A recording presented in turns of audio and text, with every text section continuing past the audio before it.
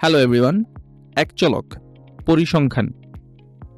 এই ভিডিওতে আমরা যে টপিকটি নিয়ে আলোচনা করব সেটি হচ্ছে এক চলকের ক্যালকুলেশন। ক্লাসউইজ ক্যালকুলেটর ব্যবহার করে আমরা সহজেই পরিসংখ্যানের বিভিন্ন সমস্যা সমাধান করতে পারি। এক্ষেত্রে আমরা এক চলক বিশিষ্ট সমস্যা নিয়ে আলোচনা করব।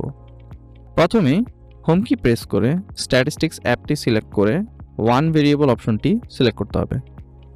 ধরা যাক কোনো জানুয়ারি মাসের প্রথম 7 দিনের সর্বনিম্ন তাপমাত্রা যথাক্রমে 14, 9, 10,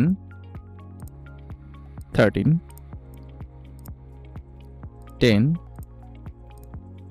13 এবং 14।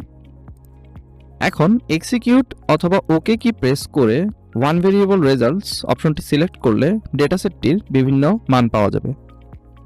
যেমন এক্স বার অর্থাৎ তাপমাত্রার গড় মান হচ্ছে 11.85714286।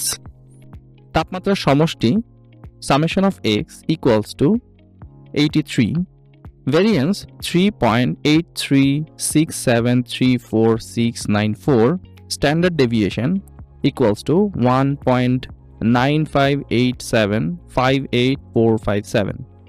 এবং পরবর্তী স্ক্রিনে গেলে আমরা আরও কিছু মান দেখতে পাবো, যেমন number of data n equals to 7, সর্বনিম্ন মান minimum of x equals to 9 এবং মিডিয়ান 13। এবং পরবর্তী স্ক্রিনে গেলে আরও একটি মান দেখতে পাবো যা ডেটা সেটের সর্বোচ্চ মান অর্থাৎ ম্যাক্স এক্স ইকুয়ালস টু 14 নির্দেশ করে। অনুরূপভাবে প্রয়োজন অনুসারে আরও বড় ডেটা সেট নিয়েও কাজ করা যায়। তবে লক্ষণীয় যে একটি কলাম নিয়ে কাজ করার ক্ষেত্রে ক্লাসউইজ ক্যালকুলেটরে সর্বোচ্চ 160টি ডেটা নিয়ে কাজ করা যায়। সঠিক ক্যালকুলেশন পাওয়ার জন্য সকলকে ক্যাসিও এর অরিজিনাল ক্যালকুলেটর ব্যবহারের জন্য অনুরোধ করছি। ক্যালকুলেটর অরিজিনাল কিনা তা চেক করার জন্য 4টি ধাপ ফলো করুন। প্রথমে ক্যালকুলেটরের হোম বাটন প্রেস করে হোম স্ক্রিনে যেয়ে সেটিংস বাটন প্রেস করলে একটি কিউআর কোড জেনারেট হবে। তারপর সেটি স্মার্টফোনের মাধ্যমে স্ক্যান করতে হবে এবং লিঙ্কে ক্লিক করতে হবে।